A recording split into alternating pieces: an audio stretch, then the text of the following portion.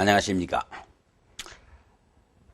대한예수교 장로회 합동직 총회, 우리 디지털 신학에 여러분께서 참여하시고 저와 더불어서 함께 공부할 수 있는 시간 주신 것을 하나님께 감사하면서 환영합니다. 앞으로 여러분들과 공부를 하기 위해서 제가 이제 계속해서 기독교 교의 사상사를 24시간 동안 강의를 하겠는데, 우선 여러분들이 함께 이 통신을 통해 가지고 참여해서 공부할 수 있도록 참여해 주심에 대해서 감사를 드립니다. 저는 임영옥 교수로서 우리 종교신학교 조직신학 담당 교수입니다. 동시에 기독교 윤리학 그리고 변증학, 이어서 기독교 교의 사상사를 강의하게 된 것을 감사하게 생각합니다. 특별히 우리 학교는 현재 1년이면 약 600여 명씩의 졸업생을 해마다 내보내는 소위 대한예수교 장로회 합동보수개혁 교단으로서 철두철미한 성경적 신본주의, 보수주의 신학과 신앙을 지향하는 우리 교단 학교입니다. 동시에 우리 기독교 교회 사상사를 공부한다는 것은 어떤 사건을 논하는 것이 아니고, 그 사건을 배후에서 주도해서 사건을 유발케 했던 사상의 내용들, 또는 그로 인해서 내려온 것들이 어떻게 되었는가, 이런 것들을 우리가 생각해야 하기 때문에 이제 필요 없는 시간 같습니다만은 서두에 이러한 말씀을 드리고 이제 강의에 들어가겠습니다. 그래서 우리가 기독교 교회 사상사를 제가 강의할 때에 제가 쓴 이 책의 내용이 약 1000페이지, 약 1200페이지 정도 됩니다. 방대한 내용의 이 사상을, 적어도 또 우리가 2000년 동안 기독교가 어떠한 이 교의적 맥락을 가지고 오늘에 이르렀는가, 또 이제 우리가 정통 보수주의 신학 운동을 전개한다고 하는 여기에서 무엇이 정통 보수주의며 왜 또 어떻게 하는 것이 이제 기독교 정통 보수주의를 지향하는 운동인가 하는 것을 이 강의를 통해서 여러분이 분명히 알 수 있으리라고 생각합니다. 특별히 우리 기독교가 2000년 동안 내려오면서 우리는 정당한 정통적인 맥을 가지고 내려왔습니다. 적어도 사도적인 그 전통과 성경에서 말씀하고 있는 진리의 이 교의 사상의 정통성을 지켜나오면서 오늘날까지 왔을 뿐만 아니라 앞으로도 예수님께서 이 땅에 재림하실 때까지 우리는 이 사상을 지켜나가야 합니다. 이것이 하나님 앞에 옳은 일로, 우리의 옳은 사명으로 보아서 이제 이 기독교 교회 사상사를 공부하겠는데, 너무도 양이 방대하기 때문에 제1부로서 12강절을 드리고, 그 다음에 제2부로서 12강절을 드리고, 이렇게 해서 24강좌로 분류를 했습니다. 그래 제1부에서는 기독교 기원에서부터 종교 개혁기까지입니다. 소위 1517년 말틴 루터에 의해서 10월 31일 날 95개 조항이 발표됐던 그날까지 전후를 해가지고 제1부로 해서, 첫째, 초기 기독교의 시작, 그 다음에 기독교 신학파의 형성, 기독교와 성경, 기독교 교회 사상의 형식, 기독교 교회 사상의 발전, 7번째는 교부시대의 교회 사상, 8번째는 종교회의, 즉 교리 및 신조를 만들어냈던 이 종교회의에 대해서, 그 다음에 어거스틴 시대의 교회 사상, 그리고 로마 카톨릭 교회의 등장. 특별히 로마 카톨릭 교회에서는 천주교가 자기들의 이제 본래 원뿌리, 또는 자기들 말대로 큰 집, 이렇게 이야기를 합니다. 그렇지만은 저는 기독교 교회 사상적 의미에서 보았을 때 로마 카톨릭 교회를 우리 기독교의 전통적이고 정통성을 갖춘 바른 교회라고 이렇게 이야기를 할 수는 없습니다. 그거는 중도에 이제 등장했던 하나의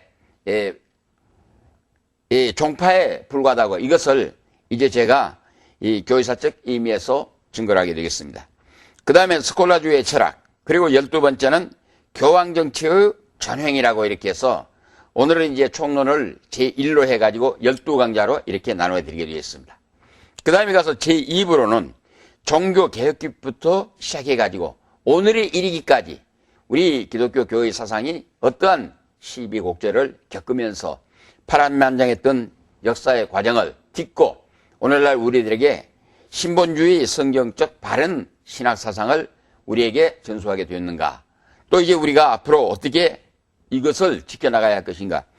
이런 문제들을 놓고 우리가 이 사상적 의미에서 한번 연구를 하고 검토를 해보려고 하는데, 제2부 가서 첫째 시간에는 종교개혁자들의 교회사상, 그 다음에 두 번째는 종교개혁 후기의 교회사상, 그 다음에 세 번째는 청교도 혁명기의 교회사상, 그리고 네 번째는 존 웨슬레의 교회사상, 그리고 다섯 번째는 근세시대의 교회사상, 그리고 여섯 번째는 자유주의파의 교회사상, 그리고 일곱 번째는 현대주의 교회사상, 그리고 여덟 번째는 자유주의 신학자들의 교회사상, 그리고 아홉 번째는 현대신학의 방향, 그리고 열 번째는 보수신학, 보수주의의 교회사상.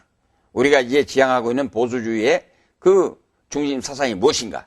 우리의 실체를 바로 이제 우리가 분명히 알지 못하게 되면 안 될 것입니다. 그 다음에 11번째는 한국교회의 태동입니다. 우리 한국교회가 어떻게 역사적으로 출범해가지고 우리 한국교회가 지니고 있는 교회 사상이 지금 현재 어떻게 정리할 수 있으며 앞으로 우리가 해야 할 과제가 무엇인가? 이렇게 해서 한국 신학을 정립할 수 있는 바탕을 만들어 보려고 이렇게 생각합니다. 그리고 맨 마지막에 가서는 우리 한국교회의 전망, 즉 미래, 이러한 그 주제의 내용들을 가지고 이제 말씀을 드려서 우리가 함께 연구를 진행하려고 이렇게 생각합니다. 그러면 이제 오늘의 우리가 총론으로 총체적인 의미에서 보았을 때 우리 기독교 교회 사상을 우리가 어떻게 이해하고 분석해야 할 것인가? 저는 여기에 대한 책을 쓰면서 수백 권의 이 책들을, 역사서들을, 또 이제 교리서 책들을 이제 우리 교회사를 이제 두고 참고해 나가면서 정리를 해 보았는데, 참으로 내용의 그 방대함과 그 과정이 복잡했던 다양성에 비해서 놓고 보았을 때 우리가 불과 30분간씩 해가지고 24강좌를 통해서 기독교 교회 사상에 대한 2000년 동안의 모든 역사를 다 말씀드린다고 하는 것은 매우 어려운 일이고 힘든 일입니다. 그렇기 때문에 앞으로 여러분들께서는 이 강의를 들으면서 이제 앞으로 우리 학교에서 발행하는 이제 제가 쓴 이 기독교 교회 사상사 책을 교재로 해서 여러분들이 연구를 계속해 나가시기 바랍니다. 그리고 이 강의를 중심으로 해가지고 시중에 나와 있는 많은 이 교리사에 대한 책들이 있습니다. 이것을 바로 이제 우리가 보고 이해하지 못하면은 기독교에 대한 그동안의 역사적인 발전 과정 바로 이해하기가 어렵습니다. 그리고 특별히 오늘 현대 자유주의들이 준동하고 있는 오늘날과 같은 이 시대에 우리가 이 기독교 교회 사상의 발전 역사에 대해서 잘 알지 못하고 잘 이해하지 못하면 많은 오해에 빠질 수가 있습니다. 그리고 우리가 사상을 잘못 가질 수가 있습니다. 이런 의미에서 우리들은 앞으로 이 기독교 교회 사상사 시간을 통해 가지고 우리는 좀 더 구체적으로 철저하게 이제 우리가 공부를 해 나가야 할 필요를 느낍니다.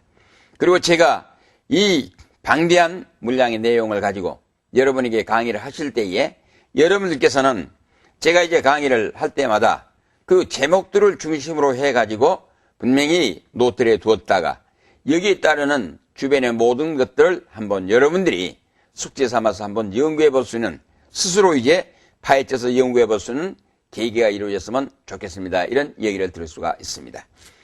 특별히 우리 이 기독교 교회 사상사를 공부하려고 할 때에 첫째 우리들은 무엇을 생각해야 할 것인가? 먼저는 성경입니다.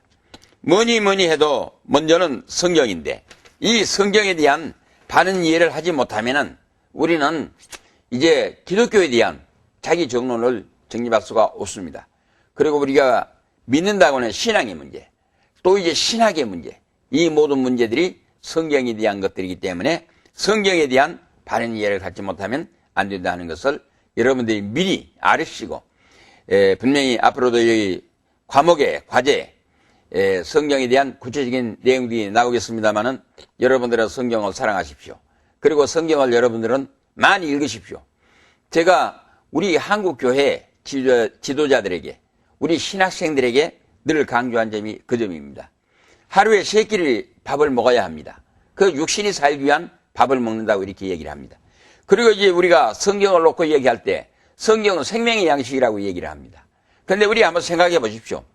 생명의 양식인 성경은 영원히 사는, 영생케 하는 생명, 소위 양식을 우리에게 공급해주는 하나님의 진리, 하나님의 이 말씀, 하나님의 계시, 하나님의 언약입니다. 이러한 신적 권위를 가진 성경에 대해서 우리가 소홀하게 생각한다는 것은 잘못된 말씀인 것입니다. 그리고 우리 신학인들은 앞으로 이제 목회사역을 할 것입니다. 목회사역을 한다는 가장 첫 번째 우리가 해야 할 문제가 설교입니다. 설교를 하기 위해서는 이 설교 자체가 어떤 논리를 전개해가지고 학문을 다루는 것이 아니고 하나님의 말씀을 선포하는 것이 아니겠습니까? 그런데 우리가 성경에 대한 바른 이해, 또 성경에 대한 지식이 부족해가지고 설교를 한다는 것은 지극히 잘못된 모순된 일이라고 이렇게 생각을 합니다. 그렇기 때문에 제가 여러분들에게 구한다고 하면은 1년에 최소한 성경을 20독 이상은 해야 합니다. 성경을 1년에 20독 이상 하지 못하면은 우리 목회자들이 성경을 가지고 바른 진리의 말씀을 전파해 나간다는 것이 매우 힘들고 어려운 문제입니다. 특히 또 우리 신학생들은 가능하다면 창세기 1장 1절부터 시작해서 요한계시록 22장 21절 이르기까지 전체 성경을 설교화시키기 위한 체계를 짤 수 있는 이러한 준비를 하고 들어가는 것이 옳을 것입니다. 그렇기 때문에 이것이 부담스러운 일이 아니고 사실 원리의 문제고 당연히 해야 할 근본적인 문제라는 걸 알아야 합니다. 그리고 나가서 그 다음에 두 번째 중요한 것은 기독교 교회사입니다. 우리 교회라고 하는 것은 현재 우리가 생각하는 그대로 우리가 만족해서 이해될 수 있는 문제가 아닙니다. 2000년 동안 우리 기독교는 엄청난 많은 수많은 종교적인 사회적인 또 이제 무신론자들에 의해서 정치적인 많은 학대와 반대, 이 박해 수십만 명, 수백만인 정도가 약 1억만 명에 이르는 순교자를 내가면서 우리 기독교의 진리를 지켜나오기 위한 역사적인 과정이 첫째는 교회사에 기록이 되어 가지고 있습니다. 그러면 이러한 그 과정이 일어날 때까지의 역사적인 사건이 일어난 배후에 지니고 있는 교회의 사상이 어떠한 중심의 사상을 가지기 때문에 이와 같이 생명을 들여가면서까지 우리 기독교 진리를 사수해서 오늘까지 이르렀는가. 또 우리 기독교에 대한 신앙의 내용이 무엇인데 그 사건이 날 때마다 어떠한 이 교회적 사상을 가지고 어떠한 신앙관으로 가지고 이렇게 해나왔는가. 이것을 이제 우리가 이 교회사를 통해서 볼 수가 있고 그걸 이제 사건으로 다룰 수가 있고 동시에 이제 그 사건을 일으켰던 배후에 이 교회의 사상이 무엇이었기 때문에 이와 같이 생명을 던지는 이러한 그 모험을 했던가 하는 것을 우리가 이제 생각해 볼 수 있습니다. 그렇기 때문에 우리는 마땅히 첫째는 하나님 앞에 기도하면서 성경 말씀에 심취해 들어가야 합니다. 그 다음에 두 번째는 우리가 이 2000년 동안의 교회가 어떻게 발전해 나왔는가. 이것을 우리가 이제 깊이 이 역사적인 사건사를 통해서 우리가 보아야 합니다. 그 다음에 이제 세 번째 문제가 신학에 대한 문제입니다. 이 교리에 대한 문제입니다. 이 교리라고 하는 것이 오늘날 현대 자유주의파의 일부 학자들은 이제 기독교는 교리가 아니고 생활이다. 이런 말을 쓰고 있습니다. 물론 일명 우리가 쉽게 생각하게 되면 이 말이 맞는 것도 같습니다. 그렇지만은 이거는 근본적 원리 면에서 보았을 때 잘못된 말입니다. 앞으로 이런 문제도 우리가 이제 다뤄지게 될 것입니다. 그렇기 때문에 우리 2000년 동안 기독교가 역사적인 사건을 겪으면서 오늘의 일까지 내려오면서 어떠한 그 역사의 사건의 배후에 우리가 주장하는 이 진리의 내용의 사상이 무엇이었기 때문에 이러한 모험을 불어왔던가 하는 것들을 우리가 이제 교리를 통해서 알아야 하는데 이것을 이제 우리가 신학적으로 우리가 이제 공부를 하기 때문에 적어도 이 성경을 많이 읽고 그 다음에 교회사를 공부하게 되면 자신도 모르는 순간에 이 교리를 중심으로 한 신학을 우리가 이제 공부를 하게 되어 있습니다. 그러면 이제 늘 다른 시간에도 말씀드립니다만 우리가 신학을 한다고 하는 이것은 이 신학 자체가 하나님에 대한 학문입니다. 하나님에 대한 학문 이것을 우리가 이제 하나님 앞에 어떻게 접근해서 하나님에 대한 학문을 할 수가 있습니까? 이거는 계시 지식에 의한 방법입니다. 계시 지식에 의한 방법이라는 것은 우리 기독교 종교는 계시 종교입니다. 동시에 이 하나님의 계시로 쓰여진 이 성경 말씀의 진리 전체가 이제 계시 진리의 내용을 우리에게 제시해주고 있기 때문에 이제 우리가 성경 말씀을 이제 진리로 받아들이게 되어 있고 우리가 신학을 공부한다는 것은 이 성경 말씀이 지니고 있는 진리의 내용이 어떻게 되어 있는가 하는 이것을 늘 이제 우리들은 체계적으로 또는 이제 논리적으로 또는 이것을 교육적으로 그리고 실제 이것이 어떻게 되어 있다는 것을 실증적으로 그리고 이제 이 지니고 있는 이 진리의 뜻이 무엇인가 하는 것을 교의적으로 이렇게 해서 우리가 체계 있게 공부를 해나가는 것이 조직신학입니다. 그래서 이 조직신학에서는 적어도 이 서론을 중심해 가지고 종교의 문제, 그 다음에 계시의 문제, 성경에 대한 문제, 영감에 대한 문제 이렇게 해서 서론을 이제 우리가 공부를 하고 그 다음에 가서는 신론을 공부를 합니다. 그리고 이제 우리가 신론 다음에는 마땅히 하나님과 우리 사람과의 관계이기 때문에 우리 인간론이 들어오게 됩니다. 그러나 우리 인간은 불행하게도 범죄하고 타락해서 하나님과 거리가 멀어졌습니다. 그러므로 이제 우리 인간들은 절대로 구원을 필요로 하게 되어 있습니다. 그래서 자연히 구원이 나와야 하겠는데 이 구원을 이루신 분이 바로 예수 그리스도에 의해서 구원을 받게 됩니다. 그러므로 구원론에 앞서 기독론 그리고 구원론이 들어갑니다. 그리고 지금은 하나님의 은혜 시대요 교회운동의 시대입니다. 그러면 교회운동의 시대 이 은혜 시대에 성부 성자 성령 삼위일체 하나님의 이 중심 사상은 성령에 의해서 지배되고 좌우되고 성령의 주도 아래 은혜 시대 또는 교회 시대 운동이 일어나게 되어 있기 때문에 성령론을 먼저 하고 그 다음에 교회론 그리고 말세론 소위 종말론으로 이렇게 되어 가지고 있습니다.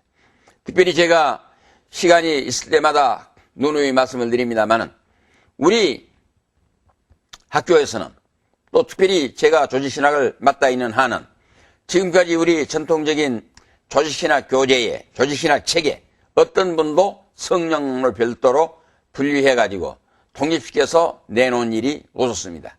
그러나 저는 과감하게 앞으로 이것이 우리 한국 신학의 정론이 되기를 바라는 기대하는 의미에서 성부 성자 성령 삼위일체이기 때문에 마땅히 우리가 순서로 보았을 때는 신론, 기독론, 성령론 그래야 할 것입니다. 그러나 이 성경이 말씀하고 있는 진리의 짜임이 그렇게 구조가 형성이 되어 있는 것이 아니고 이 하나님, 그 다음에 하나님의 인간 창조, 그리고 이제 범죄 타락, 그러면 이제 구원을 받아야 합니다. 그렇기 때문에 여기에 사건의 그 내용을 중심으로 해서 이 조직신학이 배열되었다고 보아서 서론 다음에 신론, 그런 다음에 인간론, 그리고 이제 기독론, 그리고 구원론이 나오게 되고 그 구원론 다음에 마땅히 보통 일반 신학에서는 교회론으로 들어오게 됩니다. 그러나 제가 여기다가 과감하게 삽입을 시켜가지고 한 과목으로 정당히 편입을 시킨 것은 성령론입니다. 그래서 성령론 다음에 교회론이 나오고 그 다음에 교회론 다음에 종말론이 나온 것이 아마 우리 신학을 연구함에 있어서 가장 옳은 방법이라고 생각합니다. 그래서 제가 이제 써낸 조직신학 책과 제 강의를 통해 가지고 이 성령론에 대한 오늘날 이제 현대교회 특징 중에 이 하나의 어려운 사건이 성령론과 이 종말론입니다. 이 일반 외적 자유주의 사건이 일어나서 이것들이 교회에다가 지금 가져오는 문제 내용은 제쳐놓고 우리 내부적인 의미에서 보았을 때 그러므로 현대교회 살아가는 현대교회를 이루어 있는 성도들에게는 이 성령론과 이 종말론에 대한 바른 이해가 교육적으로 필요하다고 생각해서 이런 문제들을 다루게 돼 가지고 있습니다. 그러므로 여러분들이 이 교회 사상사를 바로 공부하기 위해서는 이러한 것들이 이제 어떻게 되어 있다 하는 것을 이제 우리가 알고 들어가야 합니다. 그리고 여기 아까 번에 제가 마지막에 우리 한국교회의 태동, 즉 우리 한국교회가 어떻게 시작했으며 또 이제 앞으로 우리 한국교회가 해나가야 할 미래의 전망을 어떻게 보고 있는가 이 말입니다. 이거는 단순히 어떤 학술적인 연구에 의해 가지고 어떤 추측에 의해서 되어지는 이러한 것보다는 저는 이제 책임이라고는 사명입니다. 무엇이냐? 거듭 제가 기회단대로 누누이 말씀을 드리고 있습니다만은 적어도 우리 한국교회는 지금 21세기 전 세계를 제패하는 한 나라가 있다고 하면은 미국을 이야기할 것입니다. 그러나 저는 우리 한국이라고는 동방의 작은 나라, 우리 한국교회는 세계 교회를 책임질 수 있는 대표적인 기독교 국가라고는 이 마음을, 이 자부심을 가지고 여러분들에게 저는 강의를 하려고 하는 것입니다. 왜 그러냐 하게 되면 적어도 지금 현존하는 지구에 약 65억의 인류가 있고 여기에 지금 약 20억에 육박해 가는 우리 기독교 인구가 있습니다. 그 중에도 지금 현재 우리 전 세계 교회 가운데 우리 한국교회가 전 세계 단순히 주목을 받고 있는 정도가 아니라 우리 한국교회의 이 진리운동과 우리 성령의 뜨거운 열정의 운동이라는 것은 전 세계 65억의 사람들을 감동시키기에 족하고 충분합니다. 그렇기 때문에 우리들은 우리 스스로의 신학적 바른 사상 체계를 정립을 해가지고 나아가서 첫째는 이것이 우리가 이제 성경대로 믿는 기독교의 바른 진리요, 바른 신앙이라는 걸 우리가 가지고 이걸 우리가 확립해 가지고 나아가서 세계 선교라는 이 사명에 임해야 한다. 이런 의미입니다.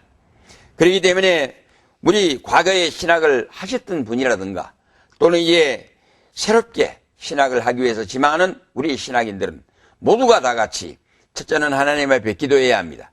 두 번째는 성경에 열심히 다가와서 성경만 읽어야 합니다. 그 다음에 세 번째는 2000년 동안 기독교가 내려왔던 이 교회사적 의미에서 되어졌던 사건들을 우리가 바로 이해하고 공부할 수 있어야 합니다.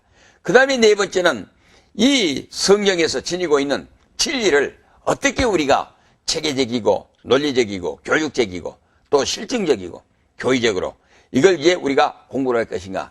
조직신학이라고는 이 신학을 공부를 해서 하나님에 대한 학문을 좀 더 구체적이고 적극적으로 파고 들어가야 할 필요가 있다는 이 말입니다.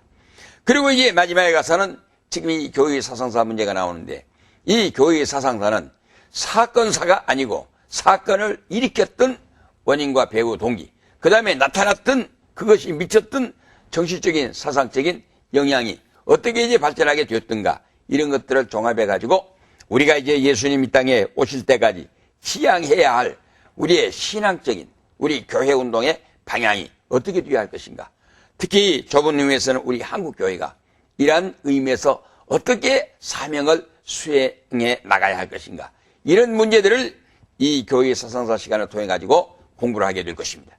그러면 이제 오늘은 이 첫 시간이기 때문에 서론적으로 이와 같이 총론을 여러분에게 말씀을 드렸습니다만 다음 시간부터서는 이제 좀 더 구체적으로 시대 또 사건 그것들을 중심으로 해서 지니고 있는 배후의 내용들이 이 교회사적 의미에서 어떤 뜻을 지니고 있으며 이것들이 되어졌던 사건에 비해 가지고 어떤 결과로 가져왔으며 이것이 앞으로 우리가 어떻게 이걸 소화하고 지향해 나가야 할 것인가 이런 문제들을 이제 우리가 체계적으로 공부할 수 있는 기회를 갖도록 하겠습니다. 오늘 첫 시간은 이렇게 해서 마치겠습니다. 감사합니다.